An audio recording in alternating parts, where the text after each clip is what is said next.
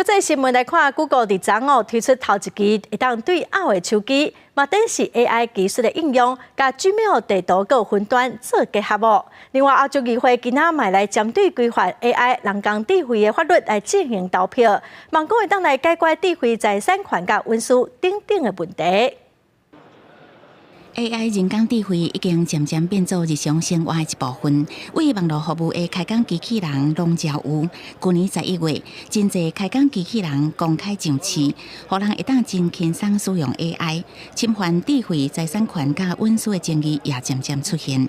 欧盟成员国伫2年前提出的人工智慧法案，预定这个月11要伫欧洲议会进行表决。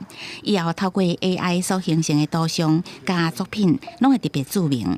One of the reasons why I think the time is really now to do this is because we really need guardrails for the quality of the models because they are rolled out large scale, so many businesses but also users will start using them. 欧盟的人工智慧法案就可能是全球制定的标准，世界各国目前拢伫想办法来确保发展 AI 佫袂威胁到咱人的权利甲安全。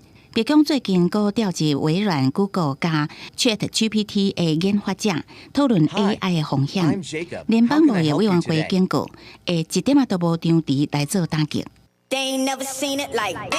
都伫全球开始思考要安怎控管 AI 的同时 ，Google 伫七十推出真侪项硬体产品加软体服务，包括头一支会当凹字的手机啊。高度比市面上任何一支会当凹字的手机啊，拢搁较无。执行长皮查嘛宣布，要整合语言模型到 Google 的真侪服务，像讲 Gmail 地图加云端硬碟等。We've been applying AI to make our products radically more helpful for a while. With generative AI, we are taking the next step. With a bold and responsible approach, we are reimagining all our core products, including search.